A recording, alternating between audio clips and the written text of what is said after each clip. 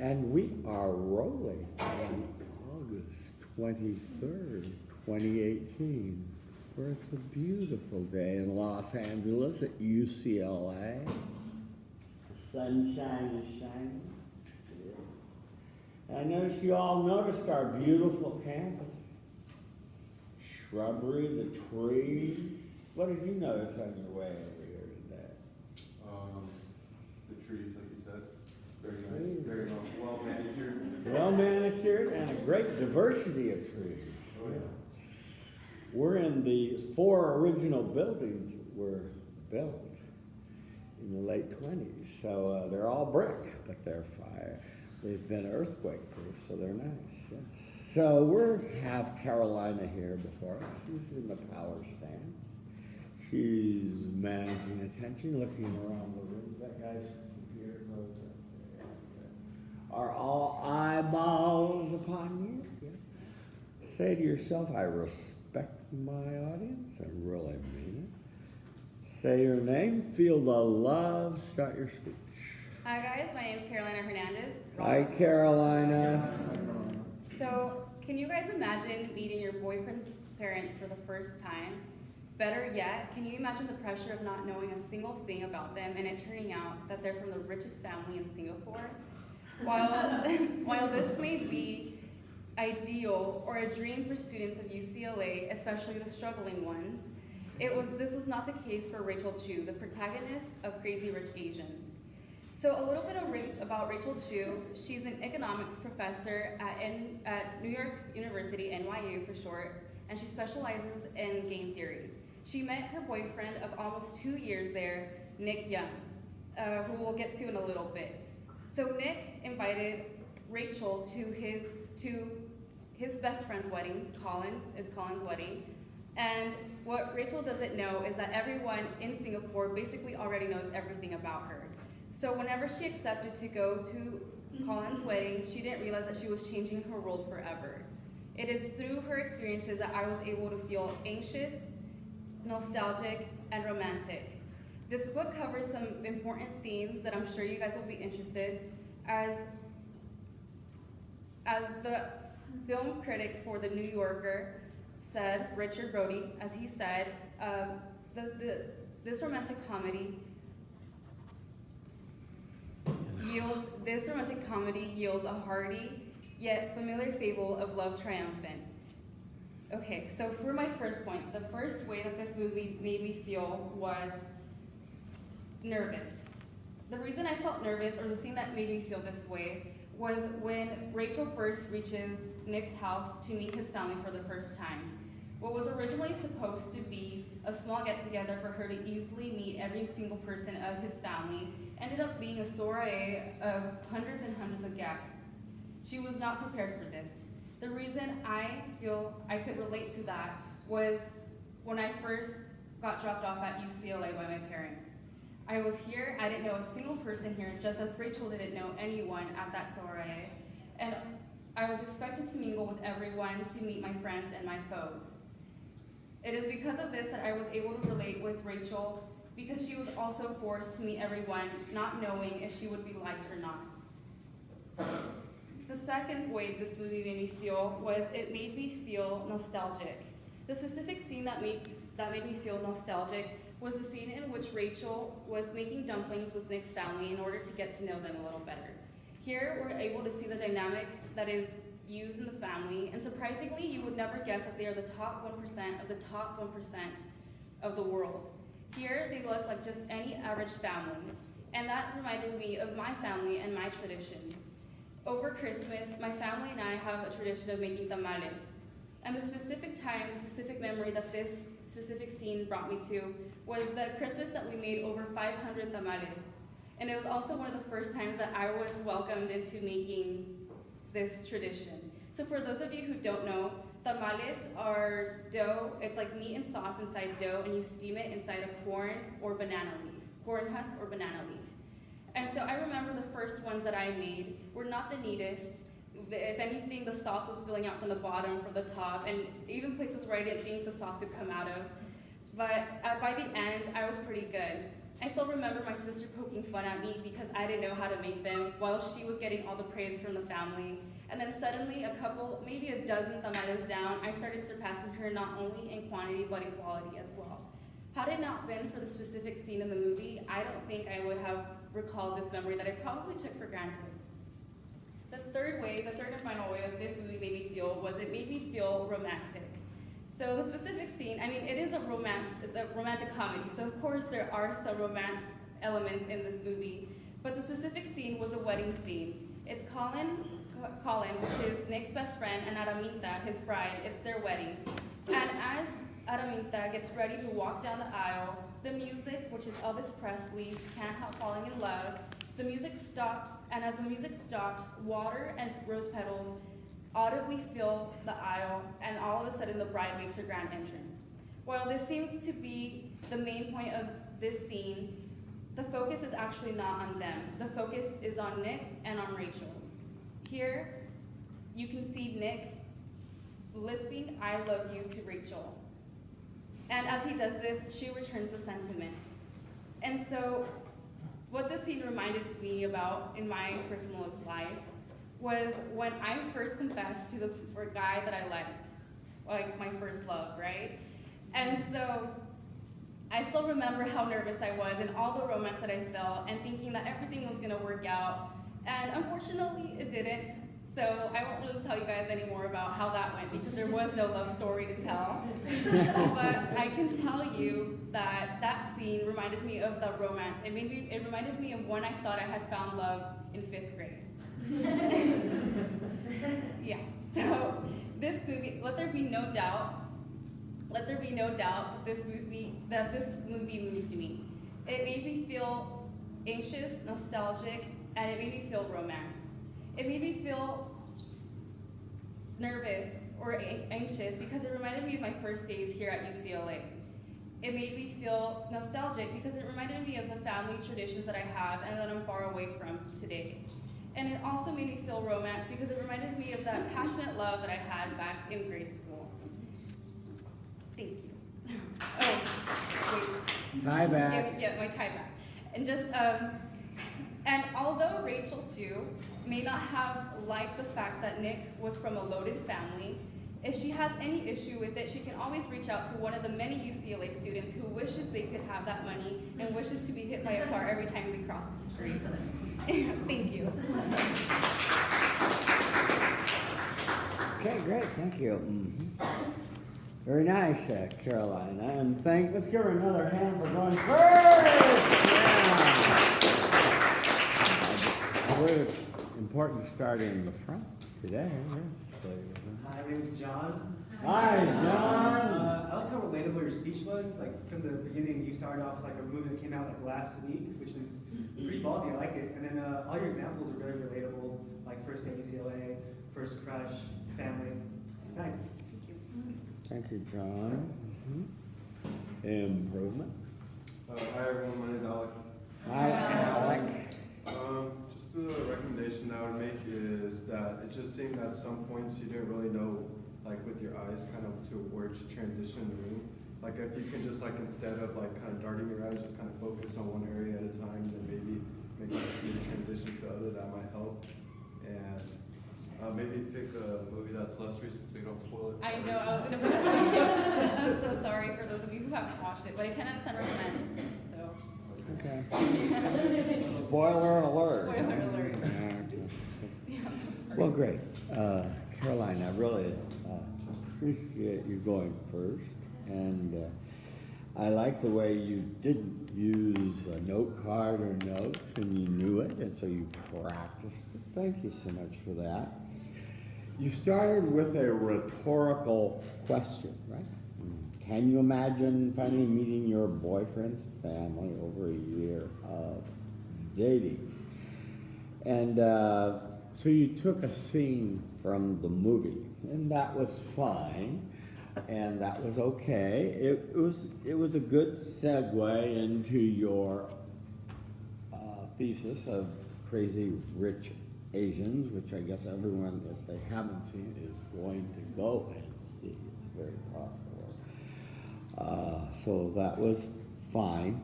I would only say to you that just try the other ones that I've mentioned. I'm not a gigantic fan of rhetorical questions, but this was a good intro, you know. So that was fine, and you told us the 3 emotions that you were going to tell us about, so that was very clear. Just a touch more with your voice of where it's coming from. Now, I want to say this to everybody because it's too late for Carolina, but not for you. Because remember, this critique is for you folks to do things a little differently than she did. I don't want a summary of the movie, and that's kind of what Alec was talking about. So we don't need it. We just need to have the scenes, and we need the scenes to be briefer. And we need your emotional story to be longer. And what was the time, by the way, JD? 5:32. 5:32, thank you. Okay. Yeah. So that's the first thing is, yeah. You know, no summary, and make your plot summary 1 or 2 sentences. Y'all hear that, folks? Yes? Everyone say yes. Yes. Plot summary, 1 or 2 sentences, yeah. Okay. You then had a quote from the New Yorker, a magazine that I liked a lot. So that was good.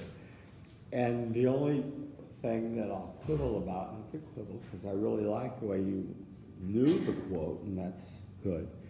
And just a suggestion for all of you, choose a short quote from your critic, because the long ones get It originally was a lot longer, and I realized I wasn't going to memorize it, so I cut it down. Yeah, so that was good. You cut it down. That was fine. Say whether you agree or disagree with the quote, and I knew that you agreed with the quote, so that was fine. But say whether you agree or disagree with your critic. It's okay to disagree if your critic pans the movie, or if your critic doesn't like the movie. You say, well, I disagree. I thought it was a great movie. So. On your first emotion, anxious. Yes, you shared with us the situation. I'm going to leave off your plot summary. I just mentioned already it needed to be shorter. You mentioned when you first came to UCLA and got dropped off, and you went, oh my God, I don't know a soul. Here I go. And, you know, and I had flashbacks of when I dropped my daughter off at the dorm, and, you know, drove away and cried for a while, you know, because I thought, oh my gosh, she doesn't know anybody. And, but, you know, she survived, and, you know, so. But it was good, but needed to be a little longer. And I want to say one other thing. You want to say, repeat the emotion at the end of your story. And that's what I felt, anxious. And then have an internal transition and say, but besides feeling anxious, I also felt a little nostalgic.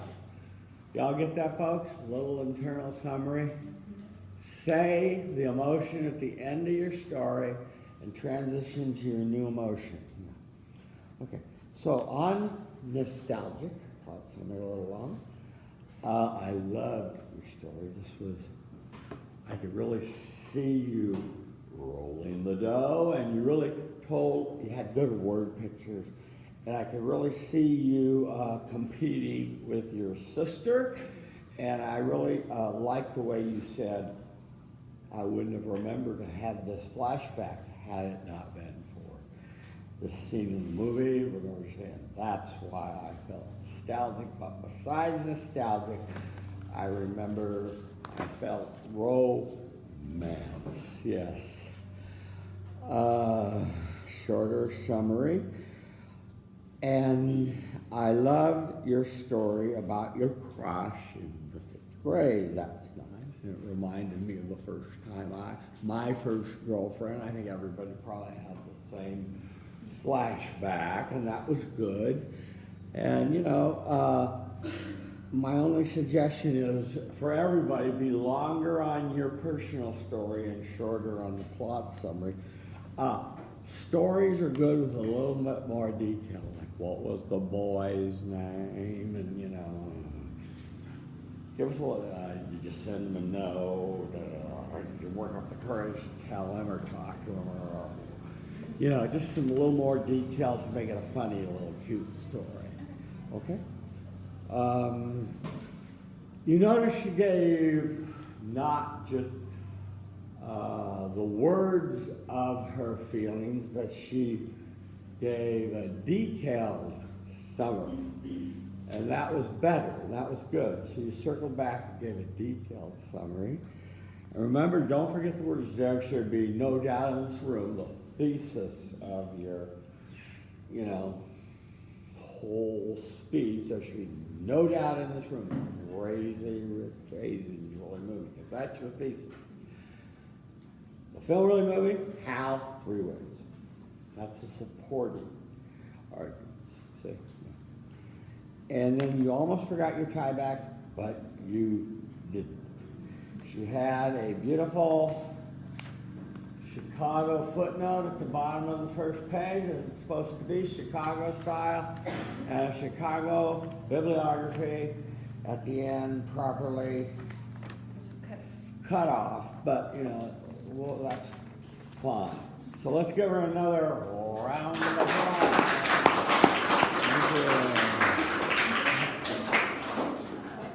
Okay.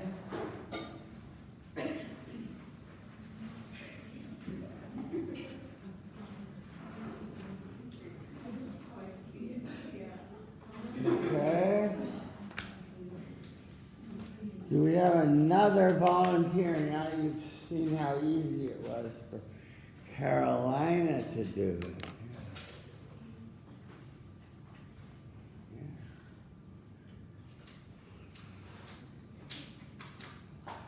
Come on, someone summon up the courage.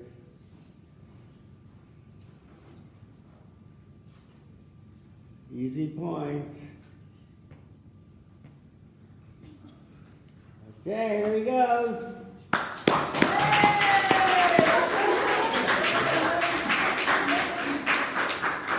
You notice he spit out his gum. I'm not a big fan of gum for speech classes, so very good. Yeah. Kind of gets in the way of a good speech, if you know what I mean. Yeah. Step forward, please. A little half step back and over this way, just touch.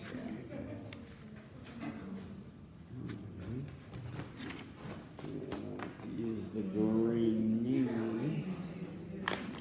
Abby.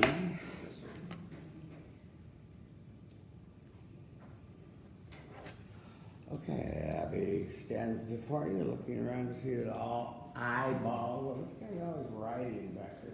What are you writing in your diary? No, I'm talking about it. No, I was writing. I was checking for your eyeballs.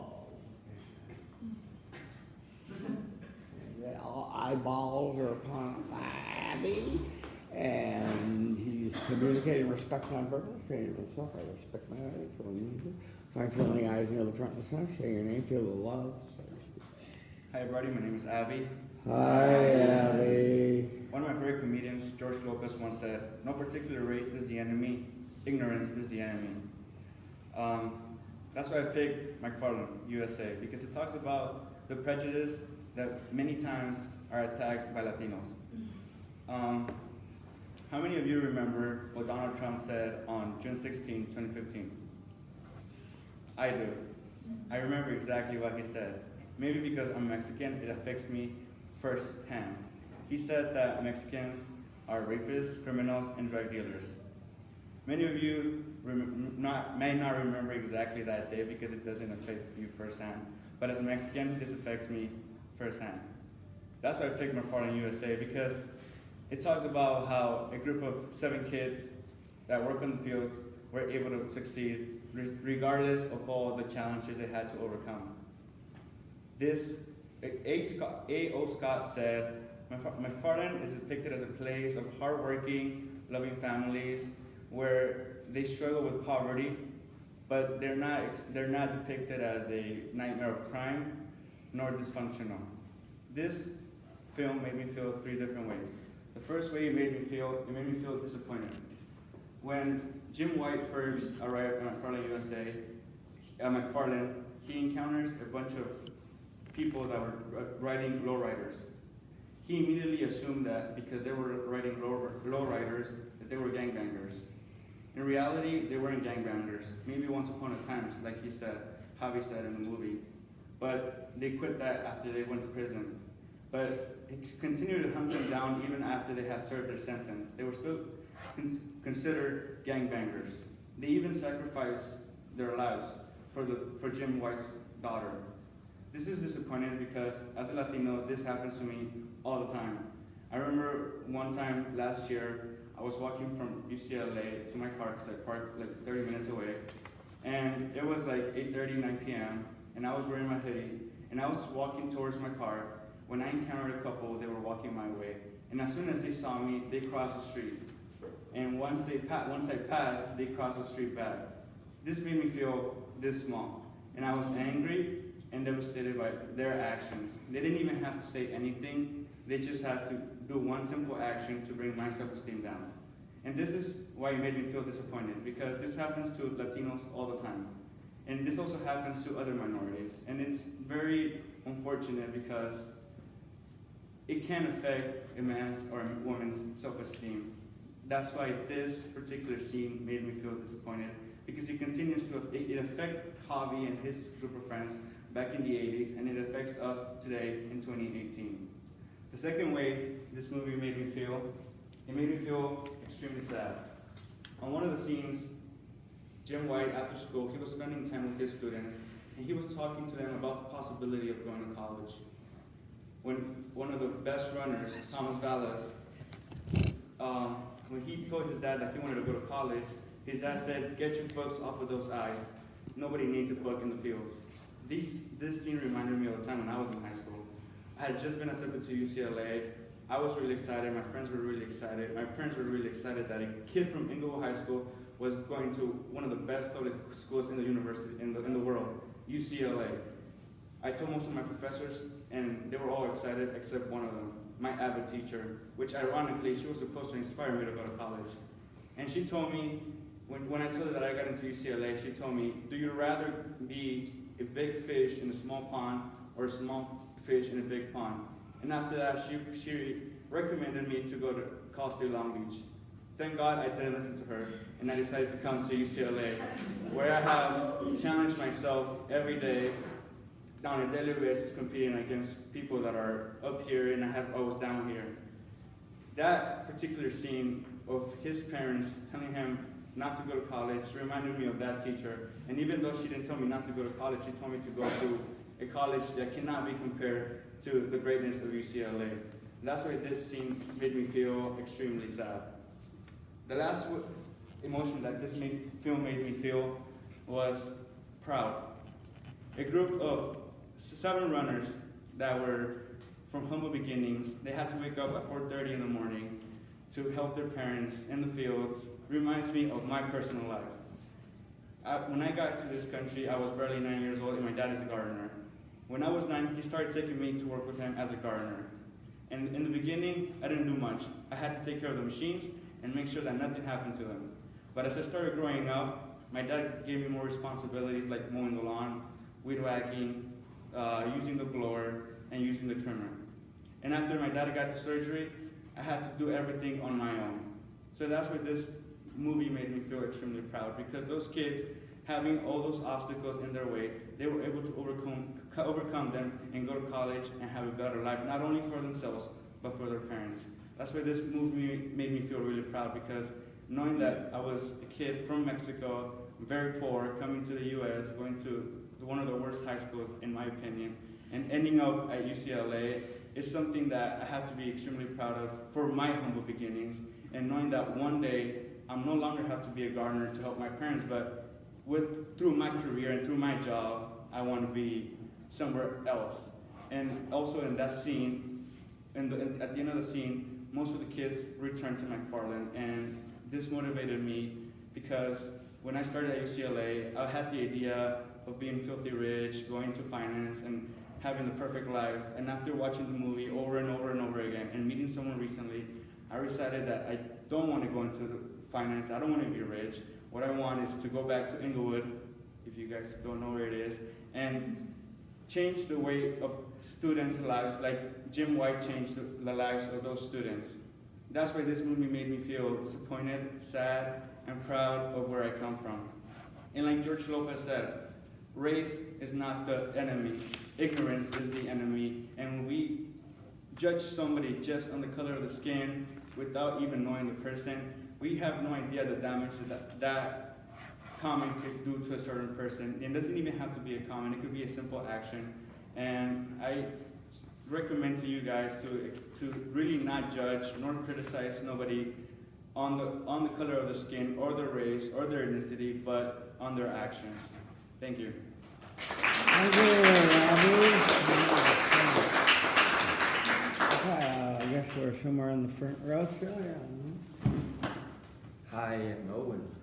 Hi, Owen. I really like your speech, and you're really fluent, and also I think your stories really move me because it's really like a deep topic about where you come from, and yeah. Thanks. Thank you, Owen. Yes, good stories. You notice how the stories can really be memorable and stick with us. Yeah. Yes, please. Hi, I'm Nia. Hi, Nia. I think your speech was really, really good. You really connected with the audience really well. I connected with you on an emotional level. I would just say maybe your conclusion or your tie back needs to be a little more clear so you don't lose me at the end. But the rest was really good. Yeah. Yeah. That's a good point. Yeah. Thank you. Yeah, we got a little confused at the end. Thank you. Abby, yeah. Well, I really liked your speech a lot, and it was one from the heart, and you're smart in talking about real things to you, and it's good, yeah. So, you started and ended with George Lopez, and somebody we all know and laugh with, and you said no particular race is the enemy. Ignorance is the enemy, and I really like that and agree with that quote, and I like the way you tied back. What we didn't get, and I'll say it again, when I want an outline, I want the Roman numerals, and that means 1, intro, write the word intro, 2, thesis, 3, significant statement, 4, main body, and then break it down, 5, summary, 6, conclusion, 7, tie back. Put those words on the page. Okay. And if you put the words on the page, Abby, you won't forget to have a summary. Yes. You did. Yeah. You left it completely out, which is why Nia and the rest of us got a little confused when you went right to your conclusion. So, Okay. yeah. Okay, so you started with President Trump and his really harsh generalization about Mexicans, and which is really unfortunate, really polarizing. And you told us how that really affected you, which I thought really was a good grabber and a good introduction. Because we all remember, we don't remember the date, but we remember the words. Yeah. So I didn't remember June 16th from Adam, right? Yeah. Okay. Secondly, on your thesis, we need to hear you say, today I want to share with you a film that really moved me McFarlane. It moved me in 3 ways. And when you watch yourself tonight on YouTube, you'll see that you kind of change the wording of the emotions from what you wrote on the page for what you previewed, which was fine because they were a little better than what you wrote on the page. They were a little stronger. But keep them in the same order and keep them the preview in the order the same way, so it's not confusing for the audience. Okay. Yeah. Okay, so yeah. And then remember, one more time, folks, when you give a quote from, this was, I'm assuming, the New York Times, right? And it's good to say the New York Times because that's a high credibility source to most people anyway. Say, I agree with A.O. Scott. See, I agree with this quote, right? And you sit and wrote it, but you say it. You did your, whatever. Anyway, the first emotion you talked about was being sad, and you talked about the lowriders, and then you talked about a couple that crossed the street and then crossed back. And this is, I guess, called a microaggression, or, and I know that I've had black students describe this to me too as being very disconcerting. So I thought it was a good, story that you told, and you told us how you felt. Remember to just end on the word, the single word of how you felt, and then segue into the second emotion. But besides that, I felt it's going to be disappointing. And then you told us about, was it your college counselor that said No, it was my AVID teacher. AVID teacher, yeah. Okay. Yeah. Yeah.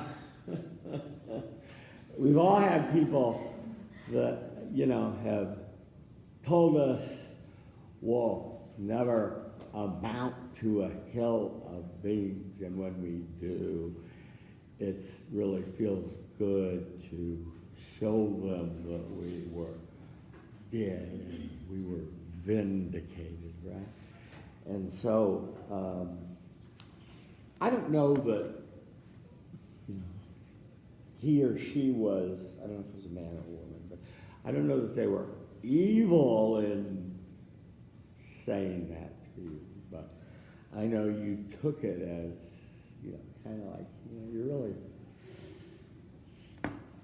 not giving me the best shot here, right? Yeah, and you're really underestimating me, and I don't like that. So, and you told us the pond analogy, and I thought that those were good. Those really,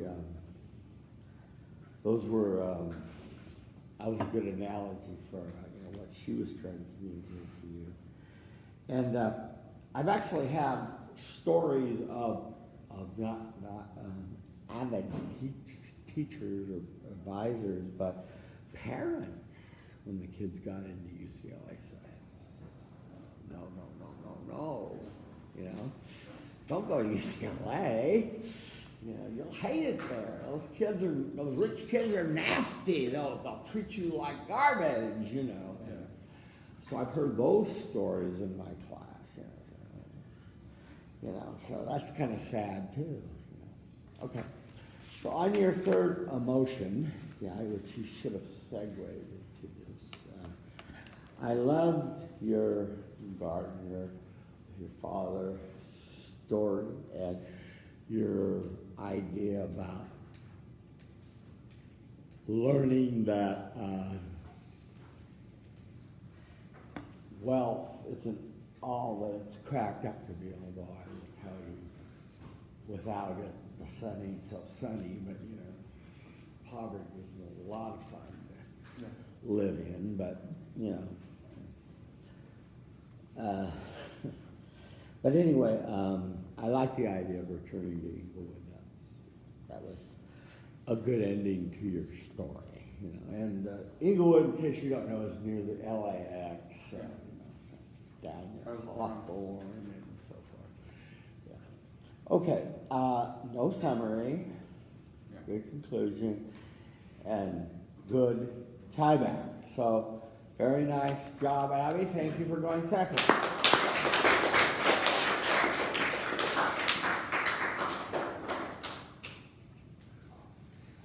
Okay, see how easy that was, folks? Piece of cake. We have another volunteer. On the day is young.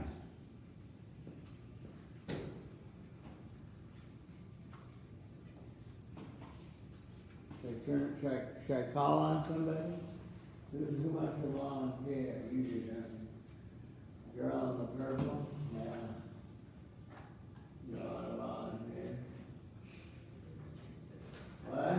I'll go. Yeah!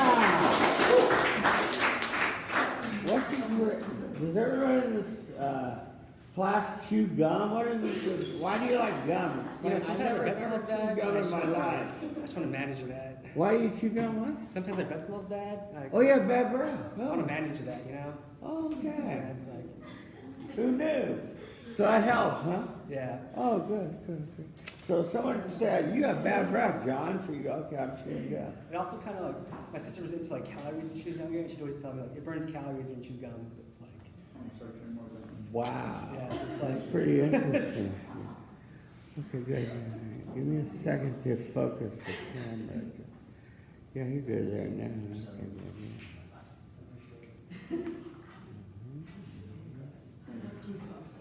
Okay, just a reminder, John, I just want to remind you and everybody, for those of you that don't go today, I'm looking for Roman numeral outlines. Does everyone know what that means? You put Roman numeral 1, you put intro, and, you know, not just paragraphs, but the outline, please. So if you have to retype it or redo it, please do so. Yeah. Okay. John, take a half step that way. No, one more way. Right there, perfect, yeah. John stands before us, managing attention. Stand in the corner. All eyeball on you, yeah, managing attention. Communicating respect, finding friendly eyes near the front and center. Say your name, feel the love, start your speech. Yeah. good afternoon, everyone. My name is John. Hi, John. And I'm going to give you an emotional speech today. Mr. Rogers once said that what's essential to humanity is invisible to the naked eye. Now, if you look at Snapchat, if you look at Instagram, if you look at the minds of millennials today, the values of what Mr. Rogers, a great humanitarian, a great TV personality, they would refute that. They would say the extreme, the exaggerated, the expensive is what matters most. But Mr. Rogers and The Greatest Showman refute that. Today I'm going to show you a film that moved me, a film that reminded me of how hopeful I felt. It made me feel inspired, and it made me feel anxious. This film dares its audience to love, to hope, and to dream. And amongst its ludicrous songs and flashy colors and wardrobe lies a grounded message to love. First, this film made me feel inspired. A song that opens the scene called A Million Dreams, P.T. Barnum, Hugh Jackman, as a kid, says the lyrics, "A million dreams is all it's gonna take. A million dreams a world is gonna make." This lyric, these kids dreaming about love, these kids dreaming about the future, reminded me when I got my first job at UCLA. My first job at UCLA was the hardest thing I've ever done in my life. I signed up to be an EMT, and I was the only freshman that applied out of 64 applicants.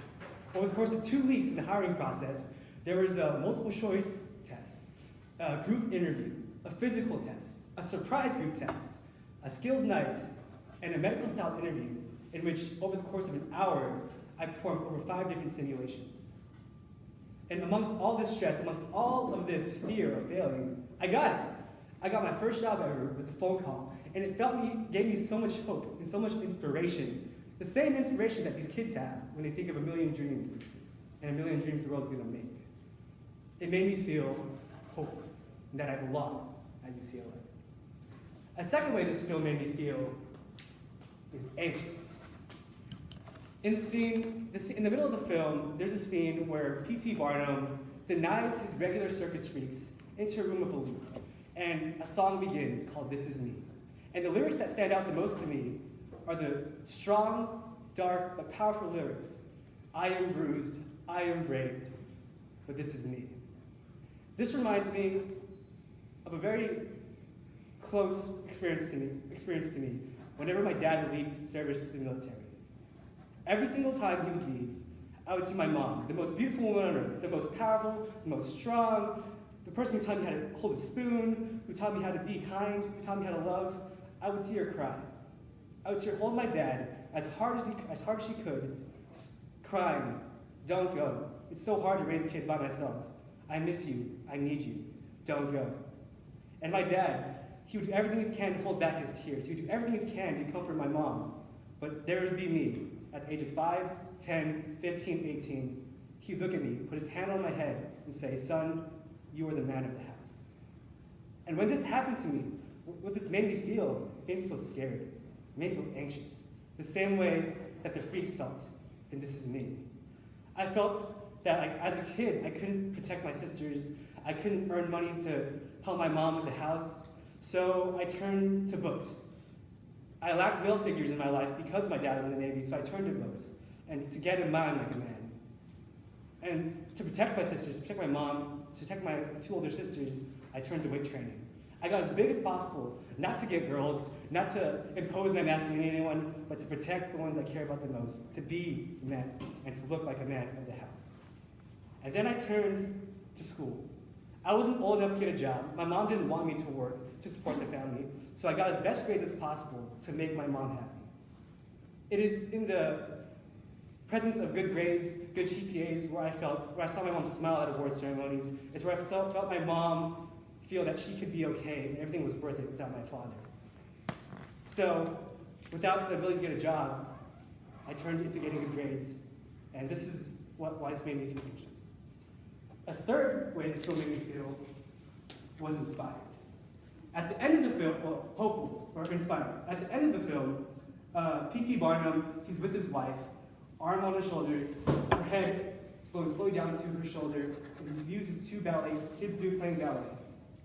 And the words of the lyrics of the song come out and say, it's everything you needed most, it's everything you ever need, sitting right in front of you. A scene of 2 little girls dancing in a ballet with his wife on his shoulder. This reminded me in high school when I was voted most likely to do great things. And the ironic thing about that is that I had no idea what I wanted to do when I grew up. I had no clue what job I wanted to do. I had no idea what I wanted to pursue. And yet my peers had this belief in me that I was going to do great things.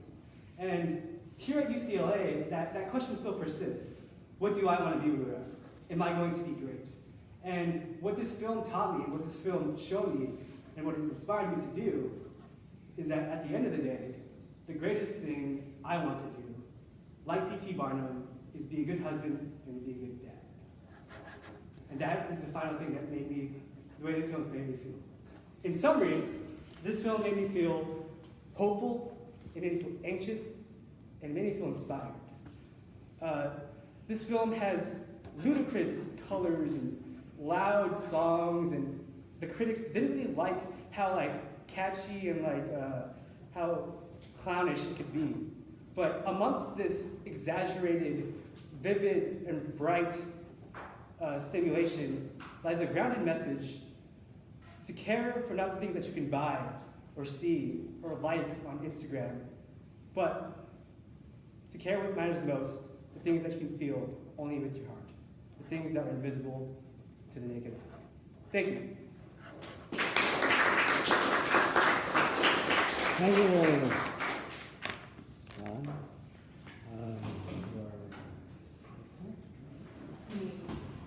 And it was 6:32, by the way. 6:32, okay, good. I'm Jade. Hi, Jay. I love your speech so much. I mean, I just said that to you as well. I literally got goosebumps during certain parts of it. And like the way that you speak makes your already like amazing stories like so sincere because of the way that you speak. Like you take your time with it, you inflect your voice so well. It like took the height of like your already emotional stories to like the next level because of the way that you project it and stuff. Thanks. Thank you, Jay. Next. Well, I really love the story. Name? Sorry, Aurora. Hi, I Aurora. really love your story because my father was always busy on business too, you know.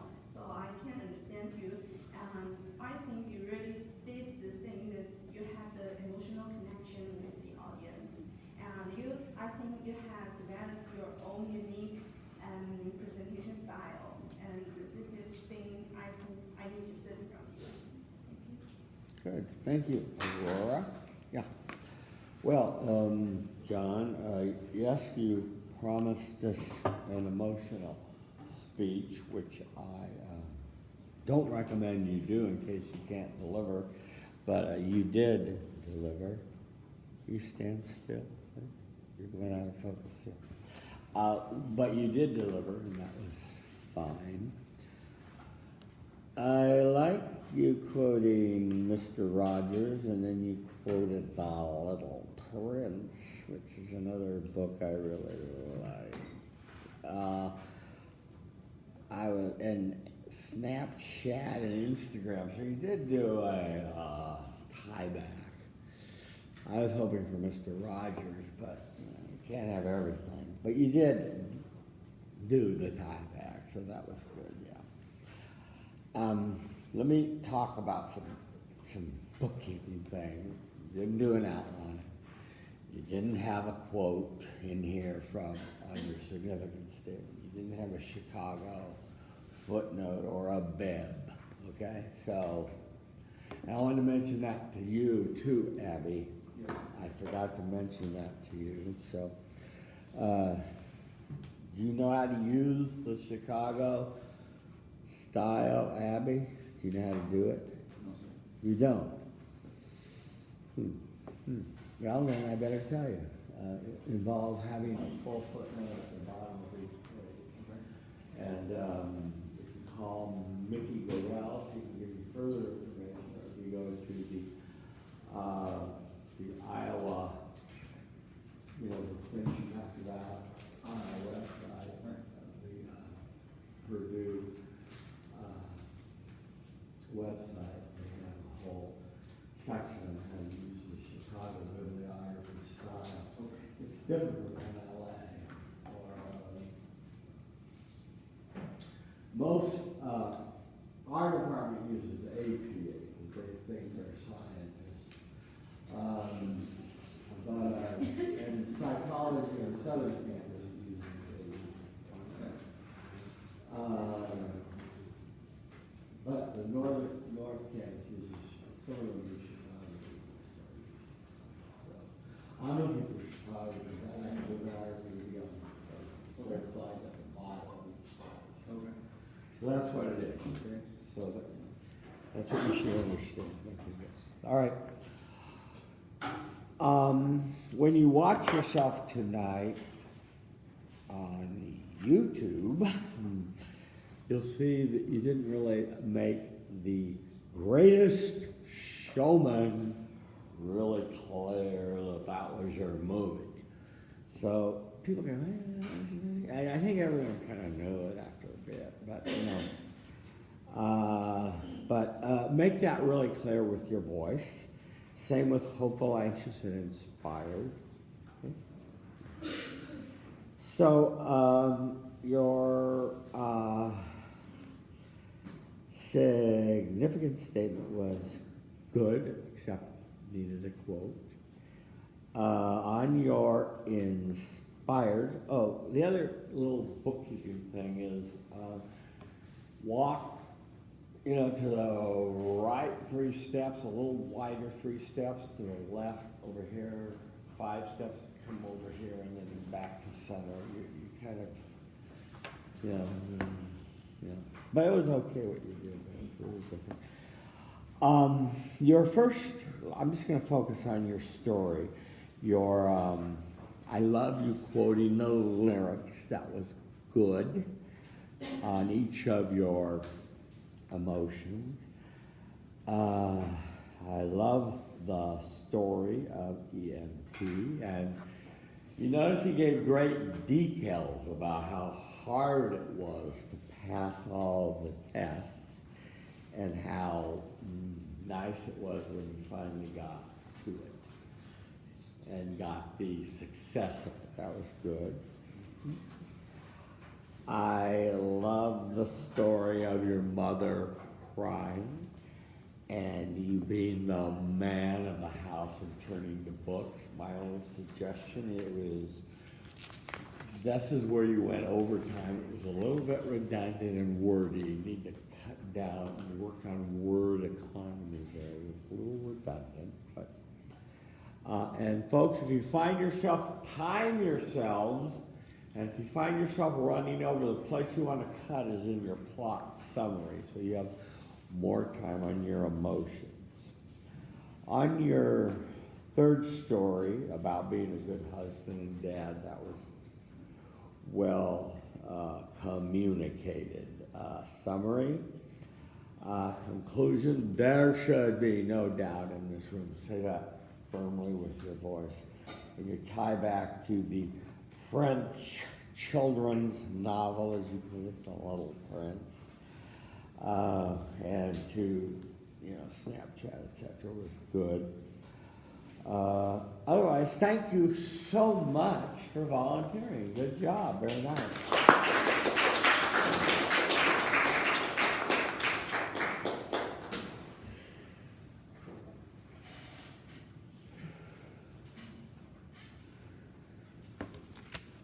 Okay. I'm sure we have another volunteer. Yeah. Come on down. Someone surely has the courage by now. These 3 great youth have come forward. Yeah. Oh, he's getting a drink, yeah. He's drinking up after his performance.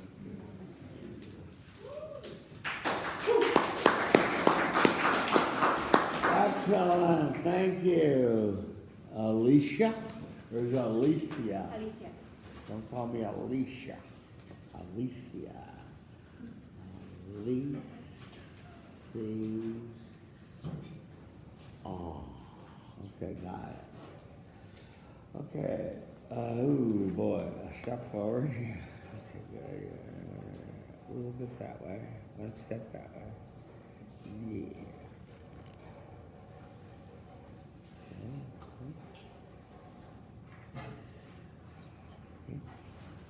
Alicia is, yeah. I have to wait for my doctor's appointment. Oh yeah, so you better leave So I Nancy don't doing interrupt, it. exactly, okay. Thank you for being thoughtful and respectful and not interrupting the speech. Okay. So there's a little lull, talk to them. Say, ask them what they're gonna do this weekend. Are you shy? Just talk to them. Hi, tell us stories. What dances do you do? Sorry. That's a long story. I have myself in the evaluation, I'm sorry. Okay, thank you. DJ. Thank you. Okay, Alicia is before you, managing attention, half step that way. Yeah. Communicating respect non-verbally, finding friendly eyes near the front and the center. Say your name, feel the love. Start your speech. Hi everyone, I'm Alicia. Hi, Alicia. So, on June 6, 2008, I received the greatest blessing and the greatest news that I've ever heard in my life. On that day, my little sister was born. I remember begging my parents that I wanted a little sister, someone to keep me company, so I wouldn't feel alone in my childhood years. And years later, that dream came to reality. Now, my little sister, she stands about this tall, shoulder height. For a 10-year-old, that's surprising. She's very kind, caring, bubbly, like most siblings, can be annoying and mischievous, but I love her with all my heart, and I want everything to go well for her.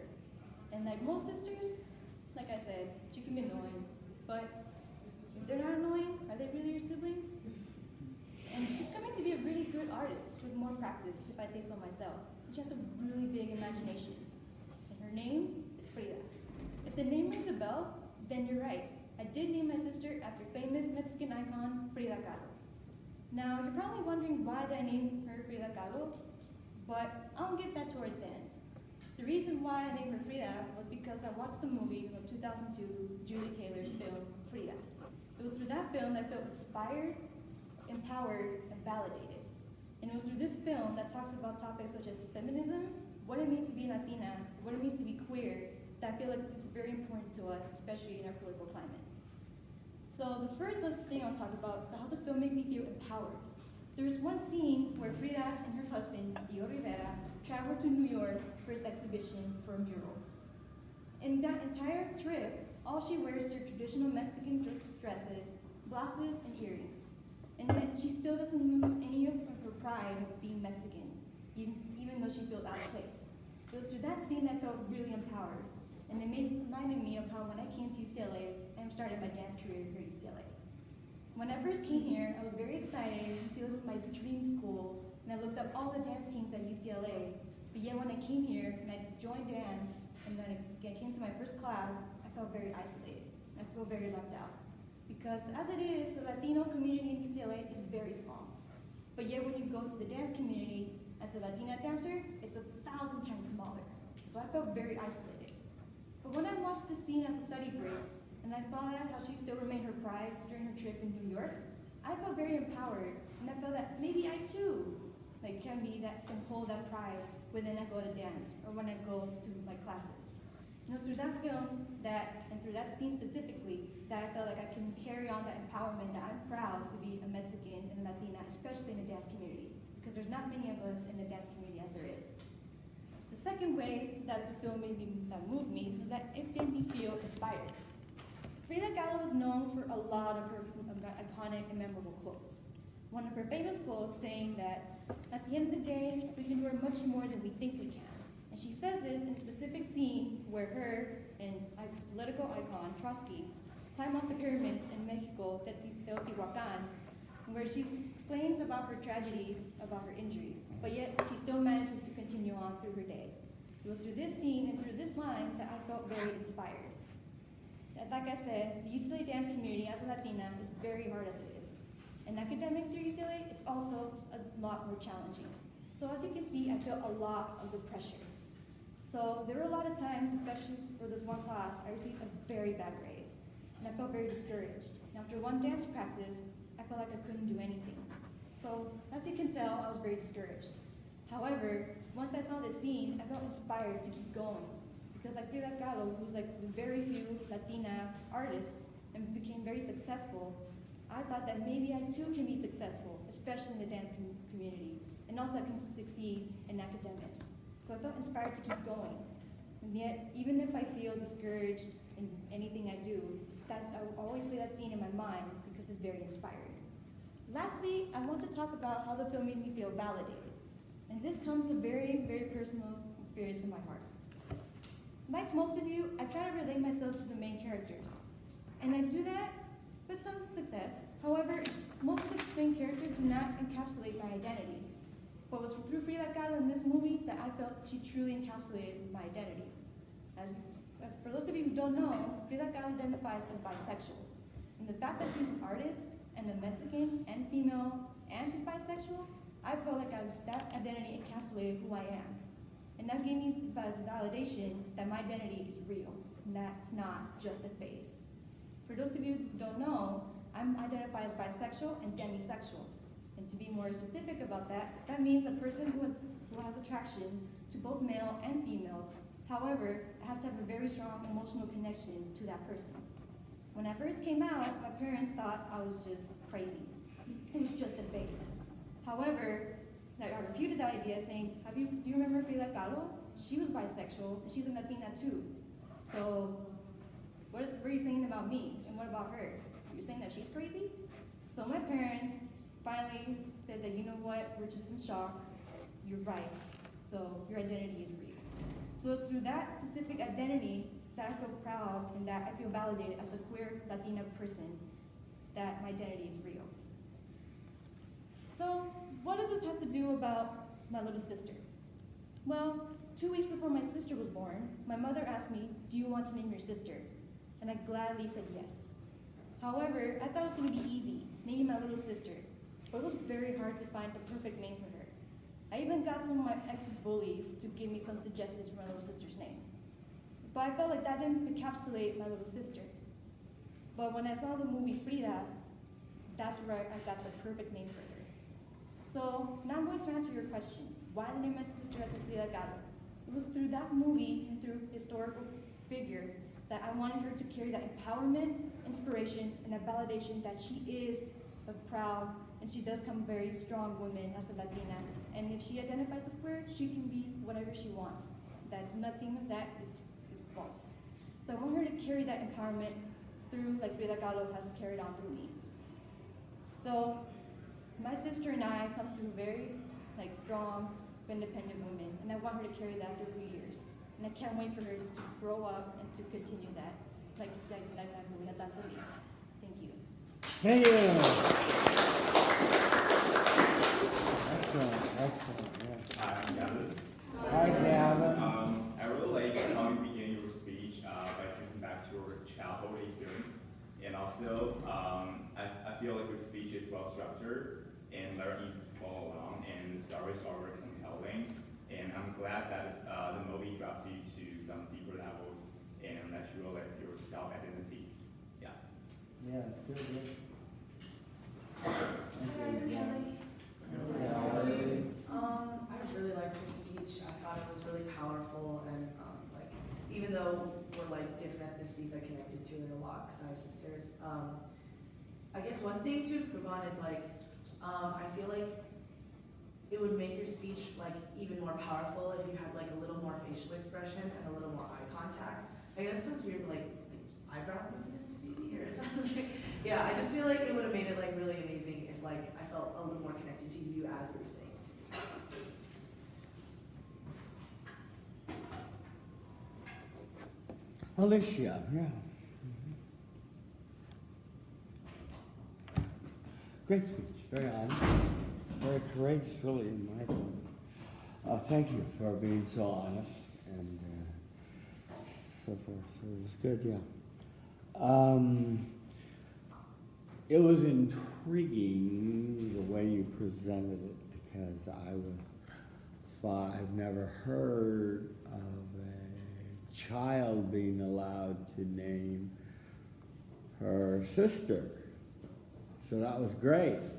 And you cleared up the mystery, because I was wondering about it during the whole speech. So there was a sort of a tension and a release, because you cleared it up at the end, and that was great. Yeah.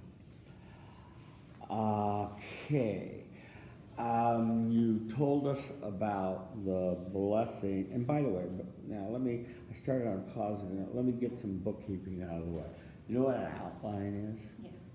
Roman numerals and the whole bit. And I needed a quote in Chicago style and a bibliography. You know what that is, right? So we'll need to have that, okay? And you know how to do that, right? Okay. Yeah. So it was very compelling intro. You talked about your sister. I could tell that you really like her, and you like the name you gave her, and you were very taken with the feminist Mexican icon. So that was a grabber. That got us really interested in your speech. So that was good. and you told us just a little more emphasis, and I agree with Kelly. We need, you need to work on, you're very stoic, you know.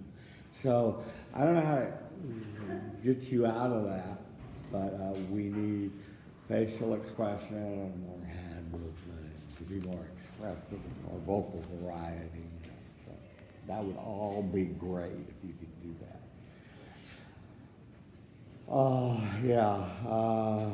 Yeah. So, and you want to say Frida, and you want to say the 3 ways that it moves you in a little louder voice, yeah. So empowered, yeah. You told us of coming to UCLA and being a dance major and feeling small and even smaller when you got to the dance department, and you know, so I felt that was a real emotion, and you told us how you were inspired to overcome that smallness, so that was good. Yeah. Besides empowered, I also felt inspired. So you need that transition. Yeah, and the grade, yeah. This is, you know, is we're not kidding around at the university, as you know, right? So, yeah. So, but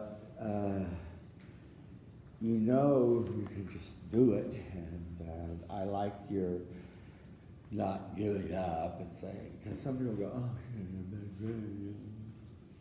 but you kept it going, and I liked that. That was good, yeah. And I like the fact you'll get their inspiration from a lot of different things, and I like the fact that Frida's been a great inspiration to you. Then on validated, yeah. This was your strongest point, where you were able to say that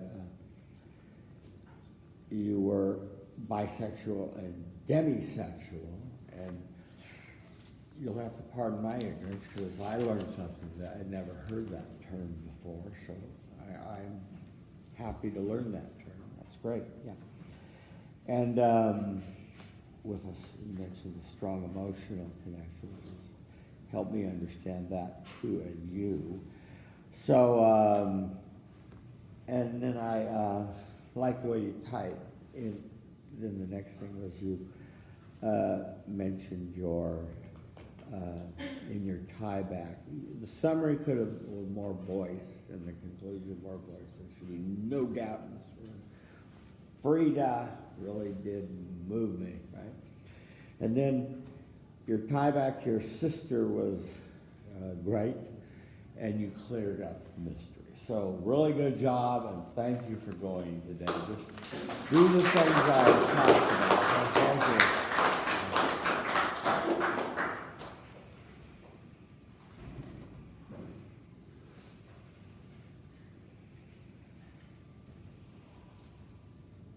What was the time? 6:57. Thank you.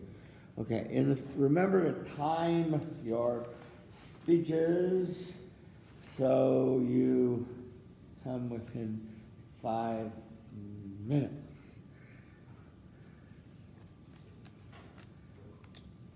And if you need to cut something, cut the intro and the plot summary. Okay? Okay, how's our time? Oh, we have time for at least one more.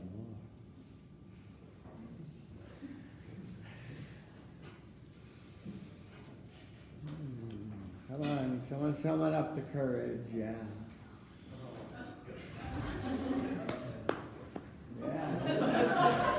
Yeah, it's courage at its best, yeah, excellent, yeah. Is that profiles and courage that just left? Yeah, it's like a... Do they take all their stuff? Oh no, that's their stuff. Oh, bathroom break. They left pretty quick though. They're probably gonna turn around and look at them, huh?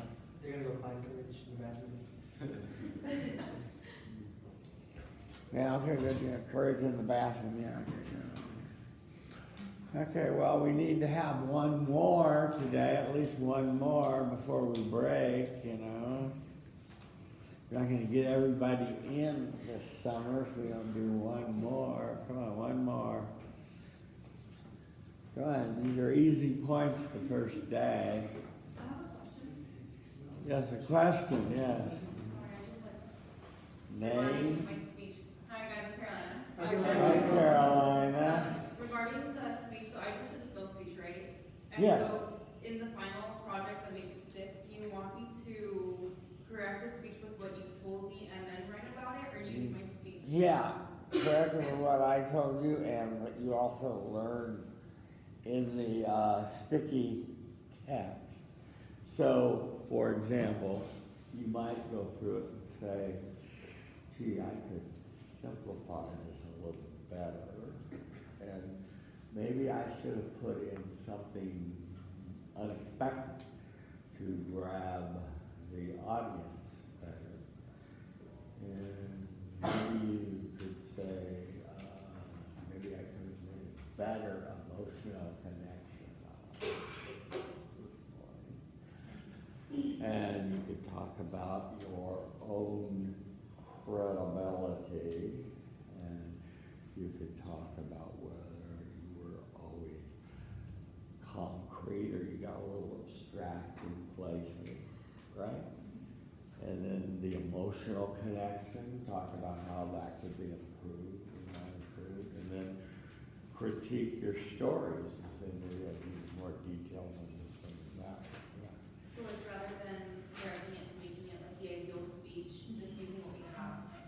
You want to make it the ideal speech, and I want to see you use the tools that you got out of the sticky text to make it even more memorable. That's what sticky means, you know, is that your speech will be memorable. Okay, good question. Thank you. Well, let's see back here. See, that guy's holding up his speech. Oh, no, you're holding it. The girl in purple is what she wants to get today. What's your name? Jenny? Jennifer? Cindy. Oh, Cindy! Today is Cindy's birthday, yeah. Happy birthday, Cindy. Happy birthday, huh? Oh, she's back. Okay. Your friend said you were summoning up courage in the bathroom, is that right?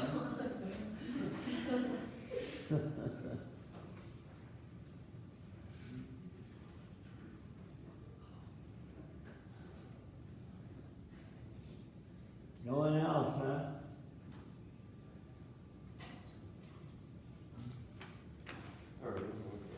Yeah! Yeah! Good man. Thank you, sir.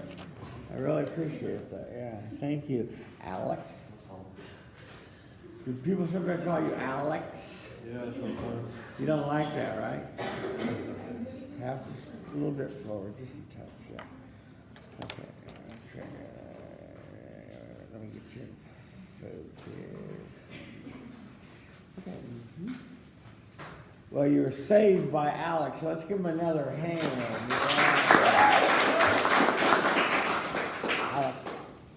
Alec, not Alex. Alec stands before you, managing attention, relaxing his hands. Oh, good. And you notice beautiful outline, Roman numerals. He has the intro, thesis, sig statement. He has Chicago style at the bottom. Boy, this is just beautiful to my eyes. Yeah, oh, but no bibliography, one screw up. But other than that, he has the full citation on the first page at the bottom, so that's good. Thank you, Alec. Alec is making sure all eyeballs are upon him. If they aren't, he clears his voice. Finding friendly eyes in the front and the center. Say your name, feel the love. Start your speech. Hello everyone, my name's Alec. Hi, Alec. There's a reason why dogs are known as man's best friend. and not cats, right? Dogs provide the companionship and the comfort, and their unfaithful companionship is something that we usually take for granted, right? As a personal dog owner, I can go ahead and testify that to you guys, and as most likely all of you guys are dog owners, most of the most memorable things in your life mostly involve dogs, right? And I took this experience and I applied it to a film that I really enjoyed called Marley and Me. And in Marley and Me, it's a tale of excitement, it's a tale of amusement, and it's a tale of ultimately sadness. And as Owen Gleiberman of Entertainment Weekly said, as a dog owner, I can testify that Marley and Me is the single most authentic and endearing film of dogs in recent decades. And I would say I totally agree with that. After seeing the film, I couldn't really remember any other film that made me feel a way about a canine as that. It made me feel, probably for the exception of Old Yeller, but that's way too old to remember anyway. So I remember it. yeah.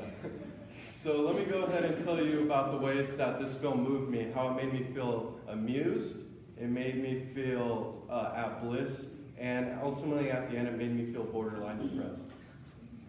So I'm going to go ahead and start off about how it made me feel amused. In one of the first scenes of the film, as Marley and his owners, who is played by Owen Wilson and Jennifer Aniston, they're on the way to get to the vet, where Marley is going to be neutered. And in the film, they're talking about it, making a couple jokes about it, which I found to be funny. But ultimately, it was Marley's action which caught my attention. So Marley's sitting in the back, he's enjoying the breeze, and then out of nowhere, as it seems like he knew what they were going to talk about, or what they're going to the vet for, he tried jumping out of the moving car, and about halfway out of the car, Owen Wilson was able to grab him, thankfully, so he wasn't hurt, but he was walking alongside the car while it was still moving, traffic was forming. Overall, I found it to be very amusing. And this reminded me of a thing that happened with my own dog, Lucas, who's a Jack Russell, and it's the cutest thing in the world in my eyes. So one day when I was taking Lucas on a walk around my neighborhood, I decided to take him off the leash because I trust him. I know he's not going to do anything crazy. But then once we're on the walk, he decided to run away right ahead of me, and I was like really worried. And then I found him. He was running alongside a fence, like taunting a huge German Shepherd that was on the other side, just barking, running alongside him, and he was marking his territory excessively. So almost as to taunt the German Shepherd, like how he couldn't pass the barrier to get to him. And I found it to be real amusing and relating to the film because in a way, dogs, they have their own sense of personality. And like any other animals, this personality is something that I found to be amusing. And every time that I view the film and I see this scene, I just think back to my dog Lucas doing something that is very funny to me, and something that is showing his personality of him just trying to enjoy being a dog. So now let me go ahead and tell you about the second way this film moved me and how it made me feel a sense of bliss. So, and there's a couple scenes in the film Marley and Me where Owen Wilson is just arriving from work and he's sitting in his car, and it seems like he really doesn't want to go inside because he knows that at some points in the film he has to go in and deal with what it means to be a family, or Jennifer Aniston, who's always getting on his case about everything. Really annoying, but so he's just sitting in his car, but from the driver's seat, he can see through the front window, and he can see Jennifer Aniston just playing or holding Marley, and the movie is done so perfectly that it slows down and it really just focuses on the serenity of the scene. And I found that this really applies to my life because when me and my sister both left to college, my mom, she was really lonely, even in the presence of my father, which I find is pretty funny. And so she would admit that she's pretty lonely most of the time, and she really misses having her children there. But the fact that she was able to develop a bond with my dog Lucas, and every time that I FaceTime her, I can see him laying right beside her, that kind of gives me a sense of bliss and peace, knowing that she's found a comfort in my dog, who I love very much, and that she's built a relationship with him, and ultimately that she doesn't feel as lonely because she has a companion in Lucas, just how I have a companion in him as well. So I would say that this film, every time I see it, it reminds me of my dog Lucas and how dogs are able to provide a sense of companionship and faithfulness that other humans typically can't provide. And let me go ahead and tell you about the third way this film moved me. And by the end of the film, Marley has become very ill, and he has taken to the vet, where ultimately he has to be euthanized. And due to his old age, he no longer appears to be as lively or as excited as the beginning of the film. So it really breaks my heart just seeing them on the veterinary's table and ultimately in that state of condition. And by the end, after he is euthanized, and the final scene where he's buried, the whole family with Owen Wilson and Jennifer Aniston are together, and they're with their family and their younger children. And at that scene, there's a depiction of the child who's looking back in a flashback of looking at like old childhood memories of Marley growing up, and just kind of proving that dogs are able to grow up as children and be such an important part of a family who's growing up. So this film really touched me, and it ultimately made me feel borderline depressed, just because the impact that dogs' lives can have on a family, especially a young family, and how they're viewed as almost a child. And ultimately to see someone go who is a member of your family, it's really saddened me.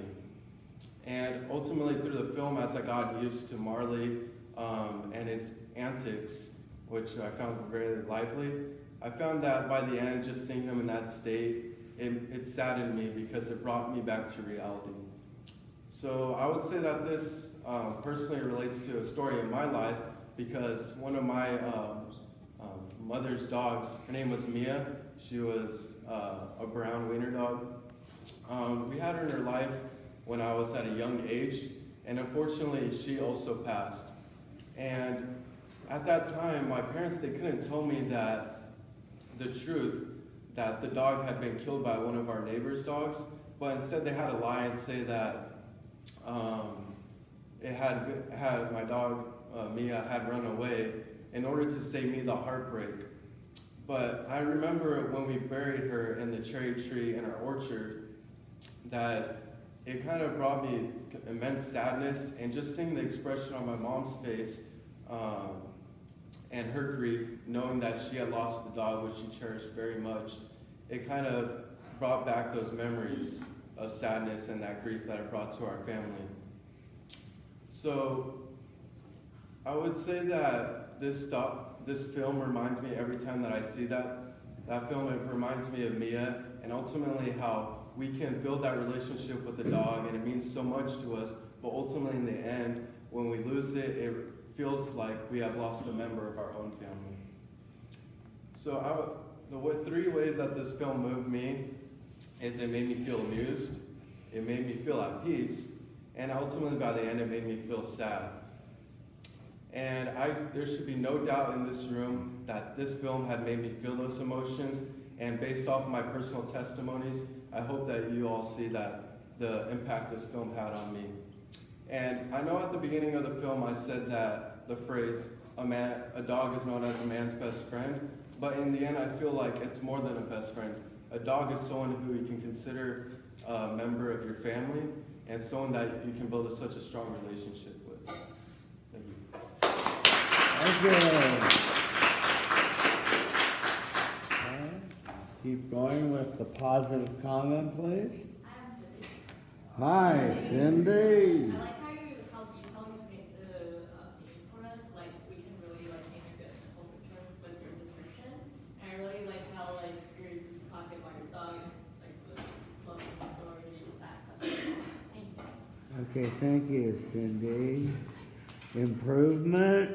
Hi guys, up here I have.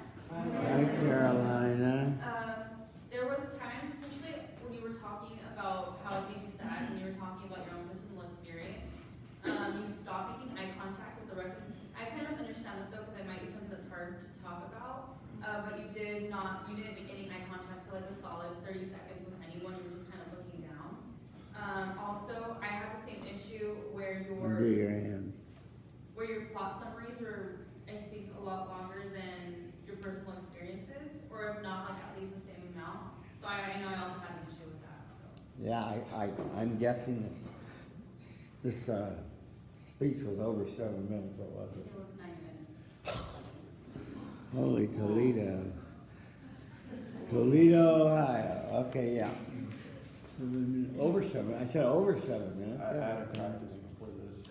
Okay. I guess you're really into it, huh? Sorry. Okay, well, Alec, yeah. Another gum chew. Does everyone have bad breath? Okay, good. All right, good. I don't understand this gum chewing phenomenon, but maybe someone will explain it to me. Okay. Alec, yeah. Well, let me start with the positive. This was a really moving speech. You really captured the emotion of losing a dog, and the stories that you told were really excellent. And we really got the feelings with your Jack Russell and the empty nest of your parents, you know.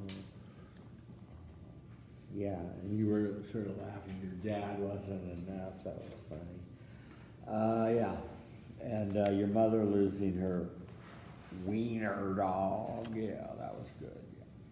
So those were good stories, but Carolina was right. When you watch yourself tonight on YouTube, you'll see you almost told us the entire film with your plot summaries. Was that good? Do you remember I said, okay, let me, I asked you all to say yes. Do you remember I said your plot summary is to be 1 or 2 sentences? How long is your plot summary to be, ladies and gentlemen? 1 or 2 sentences. How long were his? 1 or 2 sentences? 1 or 2 paragraphs? Yeah. Ooh. Yeah. They were longer, see? Real long. And we didn't need it. We don't need it. We basically knew the story. Yeah. So your intro, I like, except I want to say one thing. You unnecessarily alienated the cat lovers in the audience by putting them down.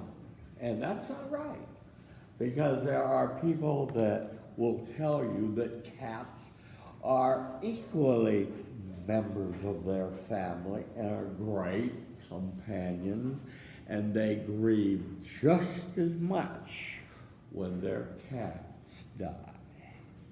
Okay? So, and I'm one to tell you I've had that experience. So I've had both. And I left my dog with my parents when I went away to college, and it was, my dad said, "Don't leave that goddamn mutt with me," and they became best friends, you know, and he had to walk him, and he loved him, and it became a love affair, you know. So yeah, dogs do that to people, you know. So yeah. All right. So a quote from Entertainment Weekly. Yeah, okay. Not really a highbrow review source, but okay. You know. Not the New Yorker, but hey, whatever. But you didn't tell us whether you agreed or disagreed. You said, I kind of agree with this. So be a little stronger with, I agree, you know, I really agree with that, you know.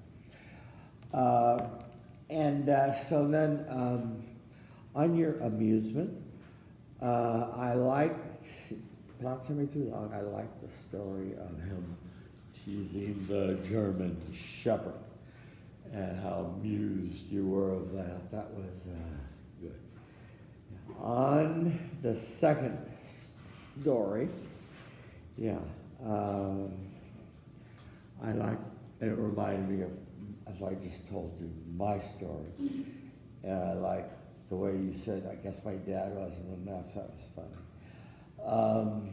On your third story, you took really a long time to get to your own story. You just kept going on with the plot, as you'll see tonight when you watch yourself. And yeah, and but you had good felt sensing. You did a good job of remembering your sadness and your emotion and your sorrow and your mother's sadness.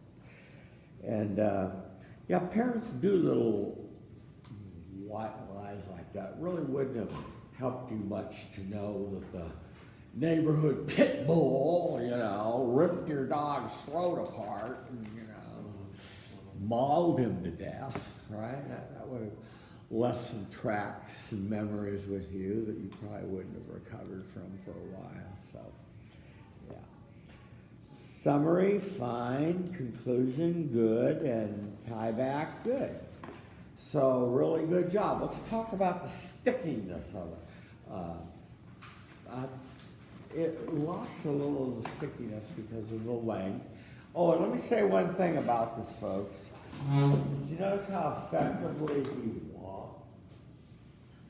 And I want you to practice walking when you practice your speech. And walk big steps, 3, 5, 3, etc. So that you don't think, oh, I'll remember to walk when I'm up there. Walk in practice, see? So you actually do it when you're up there.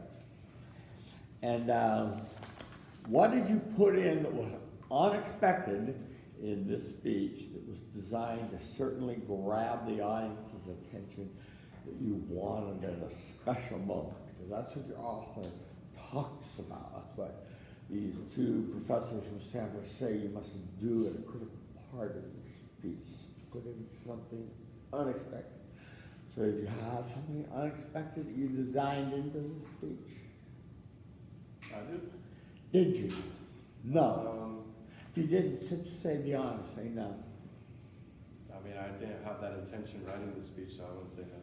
Okay, remember, your authors talk about the unexpected, right? As a communication attention management device to really grab your eye. Do something weird. They go, ooh, and now remember that because it's different, see? So, put in something unexpected. Your credibility was very good. You weren't too abstract, I think, and your stories were good, just too long, and your plot summaries were much too long. So that was a good job. Thank you, Alec. Okay. Our work is done for today. Everyone, I will be calling on people on Tuesday, so if you say I'm not ready, it will be the big 0, okay? Forewarned, okay? Yeah. Return with honor. Have a good weekend. I have a debater named D-Love. Another knee. Yeah, you like that name? She's Persian.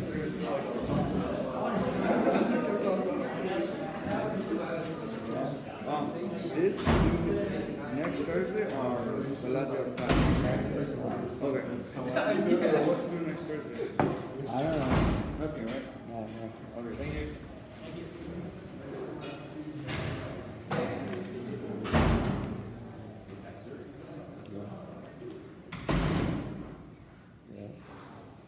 Is this due on next Tuesday or next Thursday? Next Thursday. What are the last day of class? Is this a kind of midterm? What? No, it's a final. It's final? Yeah. Well, you're really anxious about this test, right? I'm just curious to know why the final is due on next Thursday. Yeah. The last Thursday? Oh, the last Thursday, not next Thursday. The last Thursday. Yeah, that. Oh, it was just a little. Okay. Yeah. So, I love sweetie. What's that mean? I love what's that? Style. yeah, actually, mixed and Asian style. Yeah. Extras for you. Oh, these are extras. Thank you.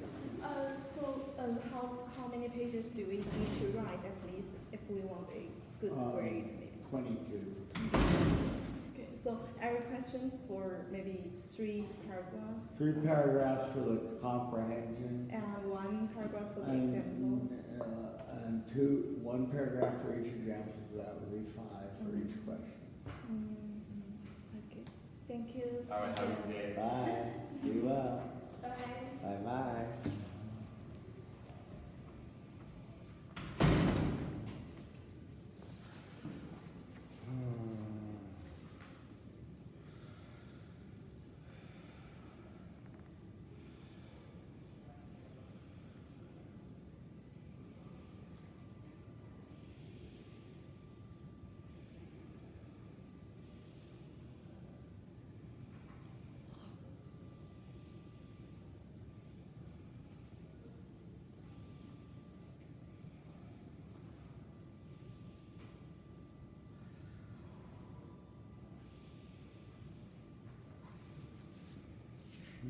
Oh, this is on.